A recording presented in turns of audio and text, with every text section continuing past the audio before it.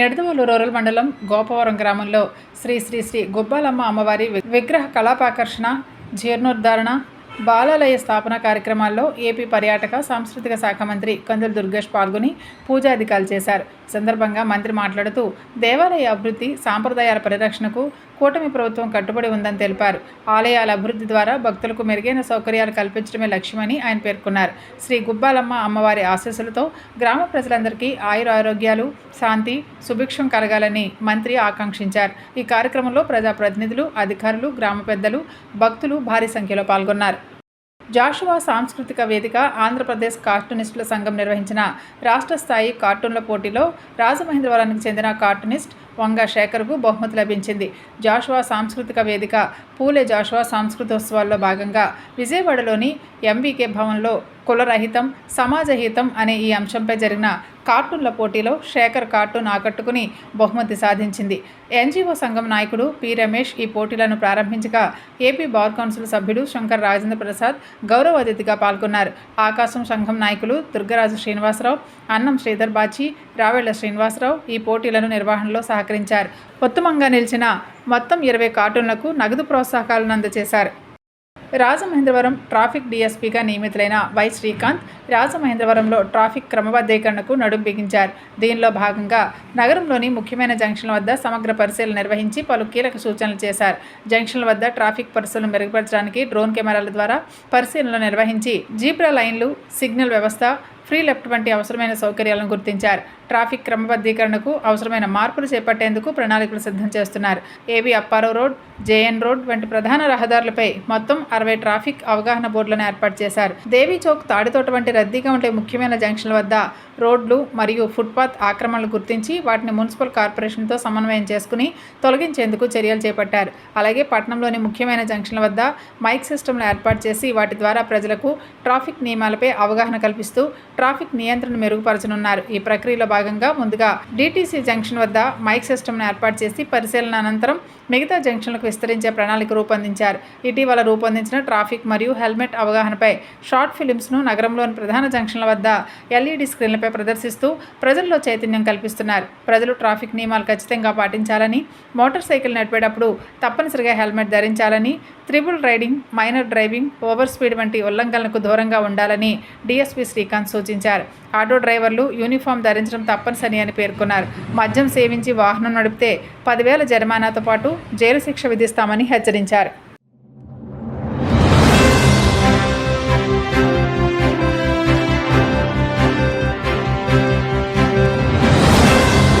నమస్కారం.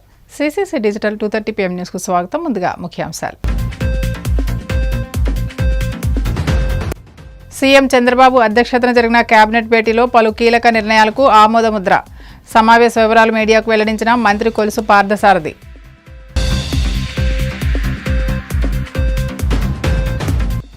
జగన్ మావిగన్ ఆలోచనలకు ప్రజల నుంచి వస్తున్న మద్దతును చూసి చంద్రబాబులో వణుకు మొదలైంది. విమర్శలు గుప్పించిన వైసీపీ నేత సజ్జల రామకృష్ణారెడ్డి. అమరావతికి మావిగన్ పేరుపై జగన్ ఎగతాళి చేసిన షర్మిల. అవినాష్ రెడ్డి పేరు మీద పులివెందులకు అవిగొడ్డలి అని పేరు పెట్టాలంటూ ఎద్దేవా.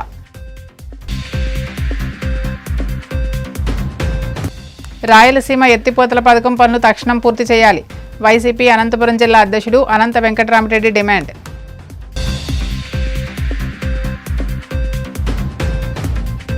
రాష్ట్రంలో పారిశ్రామిక ప్రగతిని పరుగులు పెట్టించే దిశగా ముఖ్యమంత్రి చంద్రబాబు నేతృత్వంలోని కూటమి ప్రభుత్వం భారీ అడుగులు వేసింది. కేబినెట్ సమావేశంలో రాష్ట్ర సమగ్రాభివృద్ధికి, యువతకు ఉపాధి అవకాశాల కల్పనే లక్ష్యంగా కీలక నిర్ణయాలు తీసుకుంది. సుమారు 39,436 కోట్ల విలువైన పారిశ్రామిక పెట్టుబడి ప్రతిపాదనలకు ఆమోదం తెలిపింది. కేబినెట్ సమావేశం అనంతరం మంత్రి కొలుసు పార్థసారథి మీడియాకు వివరాలు వెల్లడించారు.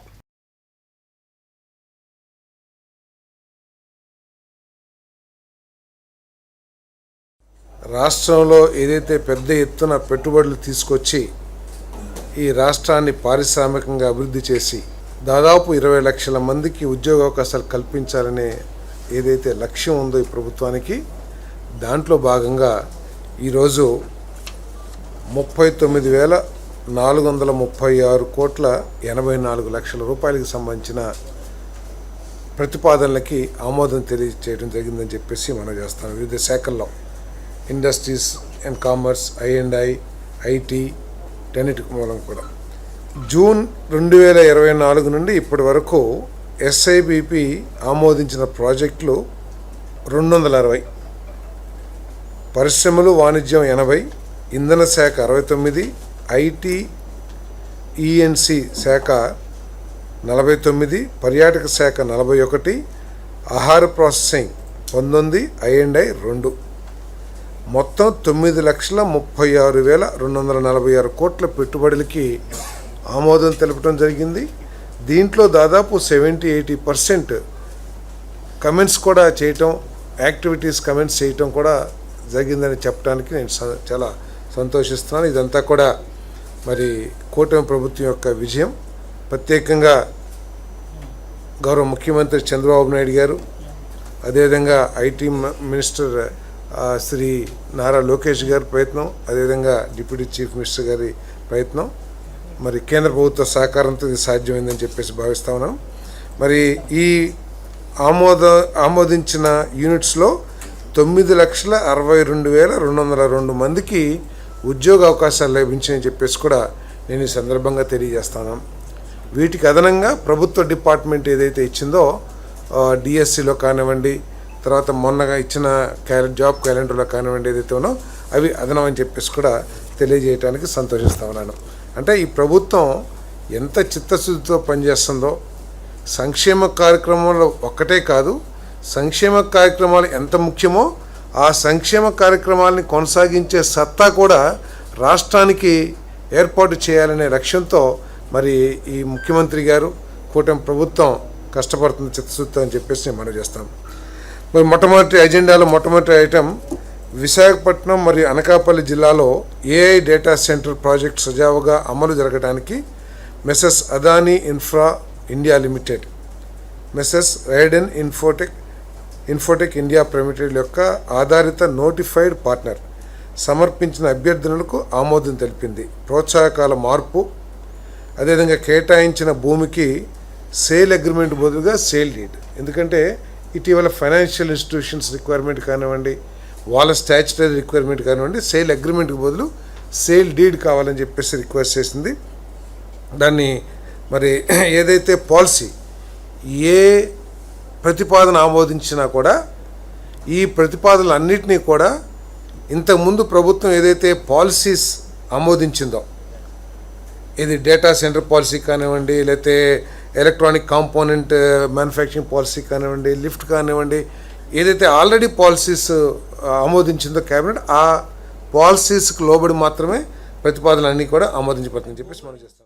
ప్రపంచ స్థాయి రాజధాని పేరిట రాష్ట్రాన్ని సీఎం చంద్రబాబు కోలుకోలేని ఆర్థిక సంక్షోభంలోకి నెడుతున్నారని YCP state coordinator Sajjala Ramakrishna Reddy ధ్వజమెత్తారు. చంద్రబాబు ప్రతిపాదిస్తున్న అమరావతి నిర్మాణం మరో 30 నుంచి 40 ఏళ్లైనా పూర్తి కాదని, ఒకవేళ పూర్తయినా అది సామాన్యులకు నివాసయోగ్యం కాదని తేల్చి చెప్పారు. జగన్ మావిగన్ కాన్సెప్ట్ అమరావతికి అయ్యే ఖర్చులో కేవలం 10%తోనే సాధ్యమవుతుందని, ఇది ఇప్పటికే ఉన్న మౌలిక వసతులతో రాష్ట్రాన్ని ఆర్థికంగా బలోపేతం చేస్తుందని స్పష్టం చేశారు. జగన్ ఈ ఆచరణాత్మక ఆలోచనలకు ప్రజల నుంచి వస్తున్న మద్దతును చూసి చంద్రబాబులో వణుకు మొదలైందని, అందుకే ఎల్లో మీడియా ద్వారా వైసీపీ నేతల కుటుంబాలపైన నీచమైన రాతలు రాయిస్తూ డైవర్షన్ పాలిటిక్స్ చేస్తున్నారని మండిపడ్డారు. చంద్రబాబు నాయుడు గారు చెప్తున్న దాంట్లో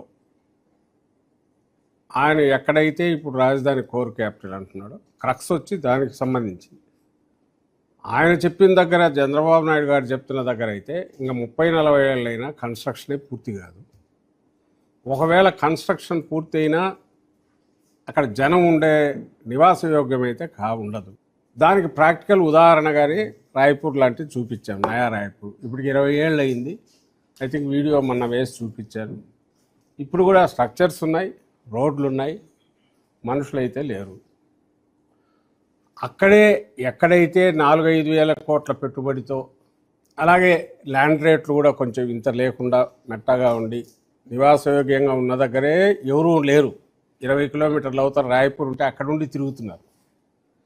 ఇక్కడ చంద్రబాబు గారి లెక్కల ప్రకారమే గజం 60,000 అని ఆయన అంటున్నాడు. ఇక్కడ సామాన్యులు ఎవరైనా వచ్చి ఉండే సాధ్యం అవుతుందా ఆయన చెప్పే క్యాపిటల్?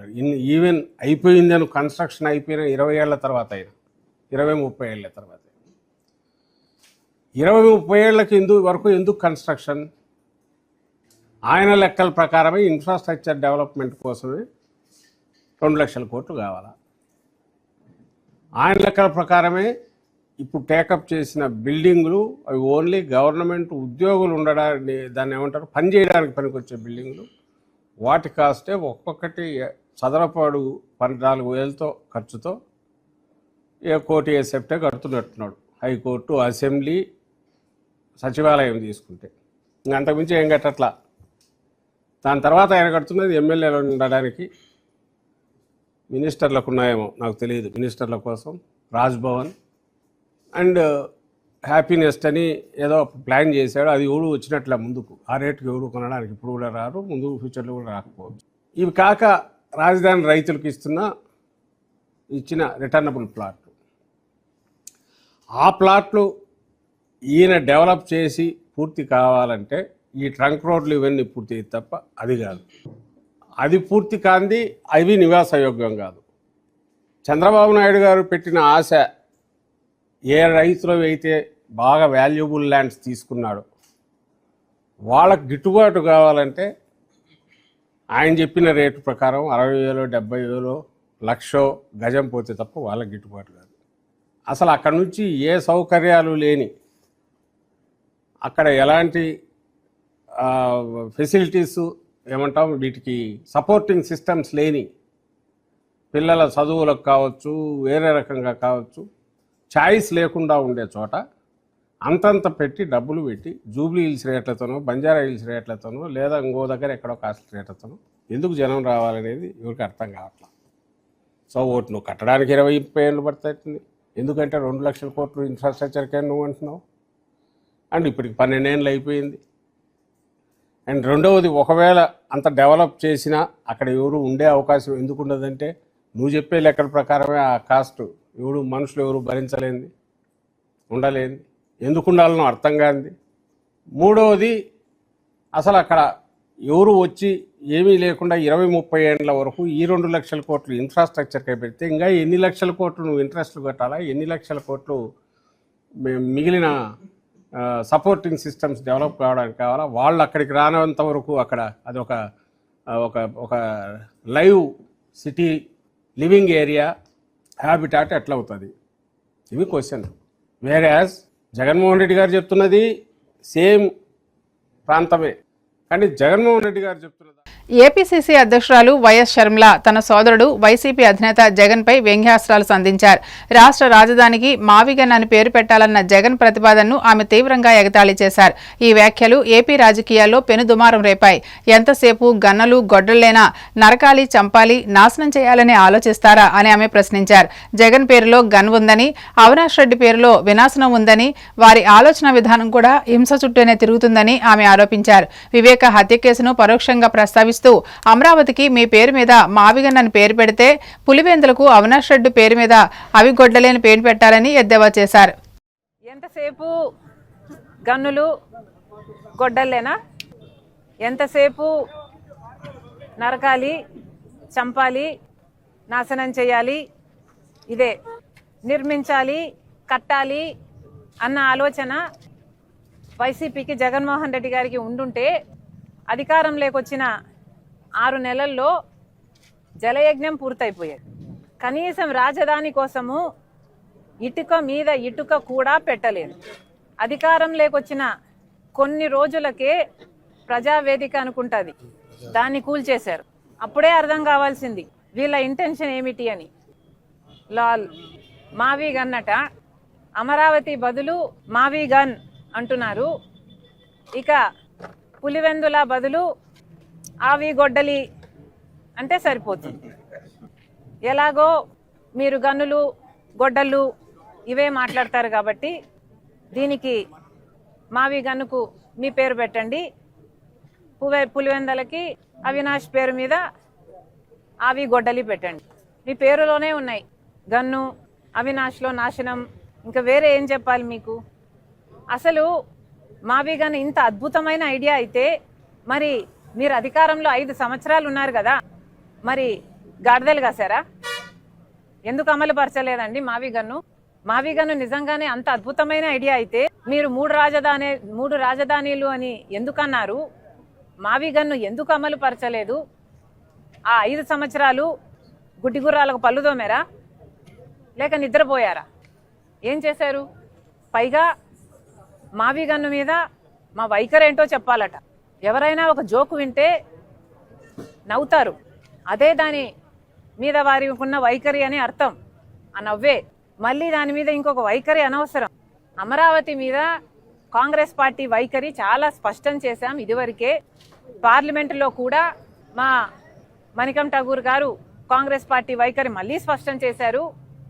మేము అమరావతికి మద్దతు ఇస్తూనే అమరావతికి అప్పులు ఇవ్వకండి, అమరావతి కట్టడము కేంద్రం బాధ్యత, అమరావతి కట్టడానికి ఎన్ని అయితే డబ్బులు అవుతాయో పూర్తిగా నిధులు ఇవ్వండి తప్పితే మాకు అప్పులు ఇవ్వద్దండి అని చెప్తూ స్టేట్ రీఆర్గనైజేషన్లో పెట్టిన అన్ని వాగ్దానాలను హామీలను కూడా గుర్తు చేస్తూ అవన్నీ కూడా నెరవేర్చాలి అని పార్లమెంట్లో కాంగ్రెస్ పార్టీ తరఫున మాట్లాడడం జరిగింది. అది మా వైఖరి. ఇంకా మీకు స్పష్టంగా అర్థం కాకపోతే ఇప్పటికైనా అర్థం చేసుకోండి. మేము కాంగ్రెస్ పార్టీ తరఫున అమరావతికి మద్దతు ఇవ్వడమే కాదు, అమరావతికి కావాల్సిన ఏ సహకారమైనా కాంగ్రెస్ పార్టీ తరఫున మేము చేయటానికి సిద్ధంగా ఉన్నాం. ఒక్క నిమిషం, లెట్ మీ కంప్లీట్ ఇట్. కేవలం అమరావతికి మేము మద్దతు ఇచ్చినందుకు, మావి గన్ను ఒక జోక్ అని మేము అన్నందుకు నేనేదో కూటమి దత్తపుత్రిక అని మాట్లాడుతున్నా. పచ్చకామర్లు కమ్మినోనికి లోకమంతా పచ్చగానే కనిపిస్తుందట. జగన్మోహన్ రెడ్డి గారు బీజేపీతో అక్రమ పొత్తు పెట్టుకున్నారు. ఎందుకంటే బహిరంగ పొత్తు పెట్టుకునే దమ్ము లేదు, ఆయన ఓటు బ్యాంకు అనుమతించదు. కాబట్టి బీజేపీతో మోడీతో అక్రమ పొత్తు పెట్టుకున్నారు. మోడీ గారి దత్తపుత్రుడిగా ఇన్ని సంవత్సరాలు అధికారంలో ఉన్న ఇన్ని సంవత్సరాలు ప్రతి బిల్లుకు మద్దతు ఇచ్చారు. కాలర్ పట్టుకొని ప్రత్యేక హోదా తీసుకొస్తాను అని ఓట్లేయించుకున్న జగన్మోహన్ రెడ్డి గారు ఒక్కసారి కూడా ప్రత్యేక హోదా గురించి మోడీ గారి దగ్గర ప్రస్తావన తెచ్చిందే లేదు. కాబట్టి వీళ్ళు మోడీ గారికి దత్తపుత్రుడిగా బీజేపీతో అక్రమ పొత్తు పెట్టుకున్నారు. కాబట్టి మేము కూడా అలాగే వ్యవహరిస్తున్నామని వీళ్ళు అనుకుంటున్నట్టున్నారు. అయ్యా, మాకు అవసరం లేదు. చంద్రబాబు గారితో మేము అక్రమ పొత్తు పెట్టుకోవాల్సిన అవసరం మాకు రాలేదు, మాకు రాదు. ఇది కాంగ్రెస్ పార్టీ. రాజశేఖర్ రెడ్డి గారు ఏ లెగసీనైతే కాంగ్రెస్ పార్టీకి వదిలి వెళ్లారో ఆ లెగసీని మోస్తున్న వాళ్ళం మేము, ఆ ఐడియాలజీని మోస్తున్న వాళ్ళం మేము. మీలాగా బీజేపీకి మతం పేరుతో కులం పేరుతో చిచ్చు పెట్టే బీజేపీ పార్టీకి మద్దతిస్తున్న వాళ్ళం కాదు మేము. రాజశేఖర్ రెడ్డి గారు నిజమైన వారసులుగా, ఐడియాలజీకి మేము నిజమైన వారసులుగా మేము బీజేపీకి వ్యతిరేకంగా పోరాటాలు చేస్తున్నాం. కులాన్ని మతాన్ని అడ్డు పెట్టుకొని ఆ పేర్లు వాడుకొని చిచ్చు పెడుతుంటే మేము వ్యతిరేకిస్తున్నాం. పైగా ఏమన్నారండి, కులము అని ఒప్పుకున్న వాళ్ళు మొరుగుతారు, అది వాళ్ళ నైజం. మేము సమాధానం చెప్పాల్సిన పని లేదు. కానీ మేము ప్రజల పక్షాన పోరాటం ఏం చేశాము అని అడుగుతున్నారు కదా, మేమేనండి ప్రజల పక్షాన పోరాటాలు చేస్తున్నాం. రాయలసీమ ఎత్తిపోతల పథకం పనులను తక్షణం ప్రారంభించి పూర్తి చేయడంతో పాటు పోతిరెడ్డిపాడు హెడ్ రెగ్యులేటర్ సామర్థ్యాన్ని 44,000 క్యూసెక్కుల నుంచి 80,000 క్యూసెక్కులకు పెంచేలా ప్రారంభించిన పనులను తక్షణం పూర్తి చేయాలని, హంద్రి నివాస్ సుజల స్రవంతి ప్రాజెక్టు ప్రధాన కాలువ వెడల్పు పనులు చేపట్టాలని వైసీపీ అనంతపురం జిల్లా అధ్యక్షుడు అనంత వెంకటరామరెడ్డి ప్రభుత్వాన్ని డిమాండ్ చేశారు. రేవంత్ రెడ్డి కోరగానే రాయలసీమ లిఫ్ట్ ఇరిగేషన్ ప్రాజెక్టును చంద్రబాబు ఆపేయడం అంటే ఇక్కడి ప్రజల మనోభావాలను, రాయలసీమ అభివృద్ధిపై చిత్తశుద్ధి లేదని, చంద్రబాబు అంగీకరించడమేనని స్పష్టం చేశారు. చంద్రబాబు ఎప్పుడూ ముఖ్యమంత్రిగా ఉన్న రాయలసీమ ప్రాంతానికి తీవ్ర అన్యాయం జరుగుతుందని ఆరోపించారు. ప్రాంతమంతా కూడా కరువు జిల్లాలు కూడా కరువుకు నిలమైన ప్రాంతాలు కూడా, అంటే ఇక్కడ తాగడానికి నీళ్లు లేవు, అలాగే మన వ్యవసాయం చేసుకోవడానికి కూడా ఎక్కడ కానీ నీళ్లు లేని ప్రాంతం కూడా. ఈ ప్రాంతంలో ఉండే వారందరూ కూడా ఆకలి చావులు కావచ్చు, అంటే మనమే కాదు పశువులతో సహా కూడా. అలాగే వలసలు, చిన్న కూలి పని చేసుకోవడానికి కూడా సుదూరమైన ప్రాంతాలకు కూడా పోయేవారు.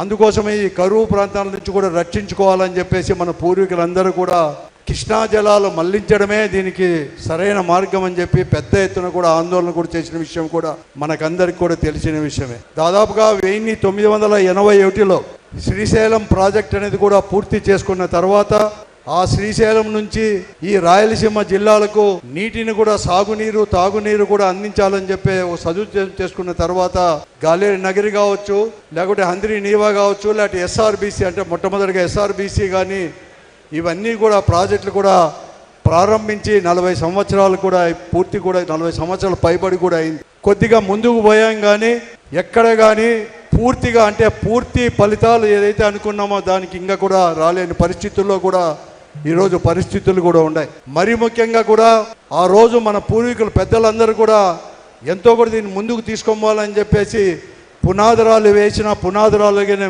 మిగిలిపోయాయి. లేకుంటే కొద్దో గొప్ప ముందుకు జరిగినా కూడా పూర్తిగాని పరిస్థితిలో ఉంటే డాక్టర్ వైఎస్ రాజశేఖర రెడ్డి గారు ముఖ్యమంత్రి అయిన తర్వాత, ఎందుకంటే రాయలసీమ ఉద్యమం ఇవన్నీ కూడా నాయకత్వం వహించి ఈ రాయలసీమ జిల్లాల నుంచి కూడా కరువు రక్కసం కూడా పారదోలంటే ఈ ప్రాజెక్ట్ అన్ని కూడా పూర్తి కావాలని చెప్పేసి ఉద్యమాలు చేసి తర్వాత ముఖ్యమంత్రి అయిన తర్వాత ప్రజల ఆశతో 2004 నుంచి కూడా ఇవే ప్రాజెక్టులకు కూడా పెద్ద ఎత్తున కూడా నిధులు కేటాయించి అనేకమైన నిర్ణయాలు కూడా తీసుకున్న దానివల్ల ఈరోజు కొద్దో గొప్ప అనంతపురం లాంటి జిల్లాలో కూడా నీరు అనేది కూడా తీసుకొని వస్తూ ఉన్నాయి. ఆ రోజు రాజశేఖర్ గారు ముఖ్యమంత్రి అయిన తర్వాత కూడా అంతకంటే ముందున్న చంద్రబాబు నాయుడు గారు కావచ్చు, ఎన్టీ రామారావు గారు కావచ్చు, ఎన్టీ రామారావు గారిని వాళ్ళంతా కూడా శ్రీకారం చుట్టినా కూడా ఇది అనేది కూడా ఈ శ్రీశైలం నుంచి కూడా నీరు పోవాలంటే పోతిరెడ్డి హెడ్ రెగ్యులేటర్ అనేది కూడా వెడల్పు చేయాలి. కేవలం 10,000 క్యూసెక్కులో 11,000 క్యూసెక్కులకు ఉన్నా కూడా 7,000 క్యూసెక్కుల కంటే కూడా బయటికి పోలేదు. కాబట్టి అది వెడల్పు చేస్తే 44,000 క్యూసెక్కులు అనేది కూడా చేస్తే తద్వారా కూడా ఎస్ఆర్బీసీ కానీ గాలేరు నగిరి కానీ తెలుగు గంగ కానీ ఇవన్నీ కూడా తీసుకొని వచ్చాయి. కాకుండా హంద్రి నీవా ఇవన్నీ కూడా వేరే రకంగా కూడా ఉపయోగకరంగా ఉంటాయని చెప్పేసి ఒక గొప్ప నిర్ణయం కూడా ఎంతమంది వ్యతిరేకించినా కూడా ఆ రోజు తెలంగాణలో మన రాష్ట్రంలో తెలంగాణ వారు వ్యతిరేకించారు, కోస్తా వారు కూడా వ్యతిరేకించారు దాన్ని వెడల్పు చేయడానికి. అయినా కూడా మీకు ఈ జిల్లాలు కూడా బాగుపడాలంటే దీన్ని వెడల్పు చేయాలని చెప్పేసి ఆ రోజు నిర్ణయం తీసుకున్నారు. కాబట్టే కొద్దో గొప్ప కూడా నీళ్ళన్నీ కూడా తీసుకొని పోతా ఉన్నాం. 40 సంవత్సరాలు అది కూడా రాజశేఖర్ గారు ఉన్నంత వరకు మాత్రమే ఈ ప్రాజెక్టులు అన్నీ కూడా హంద్రి నీవా కానీ ఇవన్నీ కూడా ముందుకు పోయాయి. కానీ పూర్తిగా కూడా ముందుకు పోలేని పరిస్థితుల్లో రాజశేఖర రెడ్డి గారు 2009లో కూడా మన నుంచి కూడా దూరం అయిపోవడం, ఆ తర్వాత మన అనంతపురం జిల్లా వాళ్ళు కానీ మనం కానీ, ఎందుకంటే అనంతపురానికి డైరెక్ట్గా శ్రీశైలం నుంచి హంద్రి నీవా ద్వారా వస్తేనే మనకి నీళ్ళు వస్తాయి. కాబట్టి హంద్రి నీవాను కూడా ఏదో రకంగా పూర్తి చేసుకోవాలని చెప్పేసి మొదటి దశ అనేది కూడా జీడిపల్లి వరకు కూడా పూర్తి చేసి నీళ్లు తీసుకొని వచ్చేసాం. 2012 ఫిబ్రవరి ఆ ప్రాంతంలో కూడా మొదటి దశలో నీళ్లు తీసుకొని వచ్చేసాం. నాకు బాగా గుర్తుంది ఆ రోజు 2012లో నేను అలాగే మన రఘువీరెడ్డి గారు ఇంకా చాలామంది కూడా నేను అనుకున్నాను, వెంకటరామరెడ్డి గారు కానీ ఇంకా చాలామంది కూడా ఆ రోజు పాదయాత్రలో కూడా ఆ రోజు కూడా జరగడం జరిగింది. జీడిపల్లి వరకు నీళ్ళు తీసుకొని వచ్చేసాం 2012. పశ్చిమ గోదావరి జిల్లా నరసాపురం పట్టణంలోని ఆదికేశవ ఎంబర్మన్నార్ స్వామి ఆలయానికి చిన్నజీయర్ స్వామి విచ్చేశారు. ఆలయం ప్రాంగణంలో సుమారు 1 కోటి రూపాయలతో నిర్మించే గాలిగోపురం పనులకు స్వామీజీ భూమి పూజ చేశారు. ఈ ఆలయానికి స్వామీజీ రావడం ఇది 3వసారి. రాష్ట్రంలో ప్రసిద్ధిగాంచిన ఈ ఆలయంలో గాలిగోపురం నిర్మించాలని పాలక మండలి నిర్ణయించింది. దీనికి పట్టణానికి చెందిన ఓ భక్తుడు పనులు చేపట్టేందుకు ముందుకు వచ్చాడు. ఈ ఆర్థిక సహకారంతో నిర్మించే పనులకు కమిటీ సభ్యులు స్వామీజీని ఆహ్వానించారు.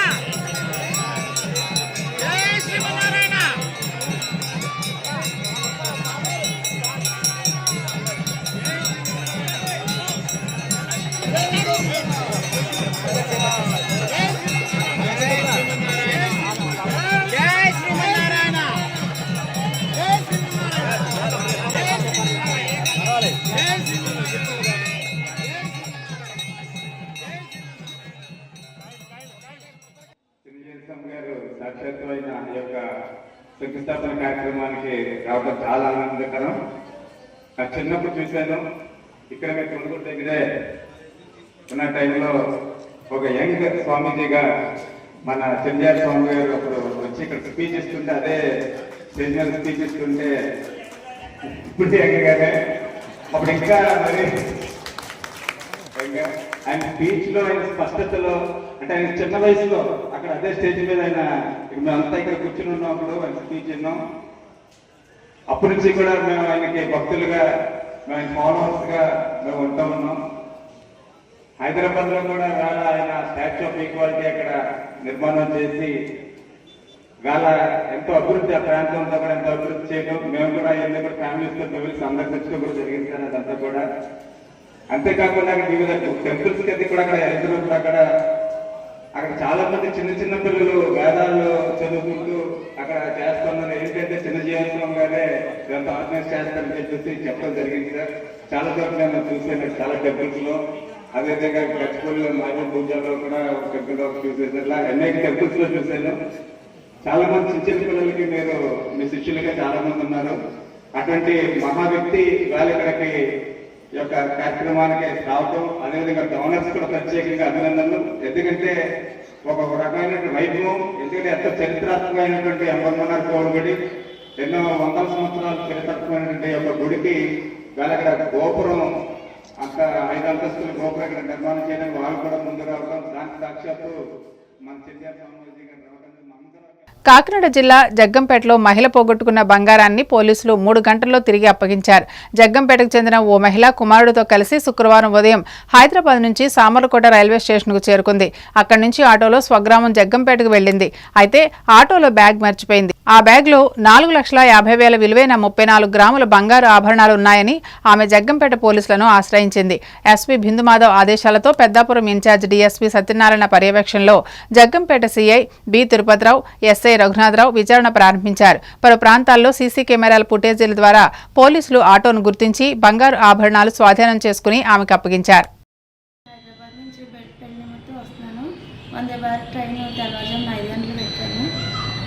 12 గంటలకు దిగానండి. అక్కడి నుంచి ఆటో ఎక్కానండి. ఎక్కి జగ్గంపేటలో దిగితే మా బాబు నేను వచ్చామండి. కంగారులో బ్యాగ్ మర్చిపోయానండి. ఒక అరగంట తర్వాత చూసుకున్నాను, అది కనిపించలేదండి. ఒక అరగంట తర్వాత మా పోలీస్ డిపార్ట్మెంట్కి చెప్పానండి. చెప్తే వెంటనే స్పందించి ఒక 2 గంటల్లో జగ్గంపేట ఎస్ఐ గారు, సిఐ గారు మొత్తం టీం అంతా కష్టపడి నాకు నా బ్యాగ్ వచ్చేలా చేశారండి. బంగారం దగ్గరలో 34 గ్రాములు ఉంటుందండి. అది 2 గంటల్లో నాకు బంగారం వస్తువులు, నా ట్రాలీ బ్యాగ్ మొత్తం అన్నీ అప్పచెప్పారండి. పోలీస్ డిపార్ట్మెంట్కి, ఎస్ఐ గారికి, సిఐ గారు అందరికీ సీసీ కెమెరాల ద్వారా చూసారండి మా పోలీస్ గారు అంతా. 3 గంటల్లో మొత్తం అంతా నాకు బంగారాన్ని, ట్రాలీని మొత్తం అంతా అప్పచెప్పారండి. ఎస్ఐ గారు, సిఐ గారికి అందరికీ వార్తలు ముగించే ముందు ముఖ్యాంశాలు మరోసారి. సీఎం చంద్రబాబు అధ్యక్షతన జరిగిన కేబినెట్ భేటీలో పలు కీలక నిర్ణయాలకు ఆమోదముద్ర. సమావేశ వివరాలు మీడియాకు వెల్లడించిన మంత్రి కొలుసు పార్థసారథి.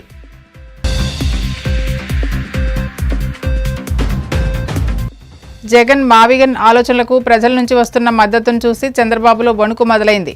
విమర్శలు గుప్పించిన వైసీపీ నేత సజ్జల రామకృష్ణారెడ్డి. అమరావతికి మావిగన్ పేరుపై జగన్ ఎగతాళి చేసిన షర్మిల.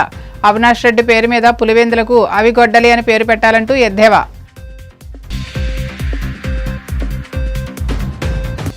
రాయలసీమ ఎత్తిపోతల పథకం పనులు తక్షణం పూర్తి చేయాలి.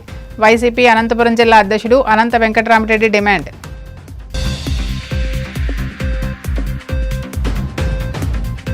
సీసీసీన సమాప్తం. నమస్కారం.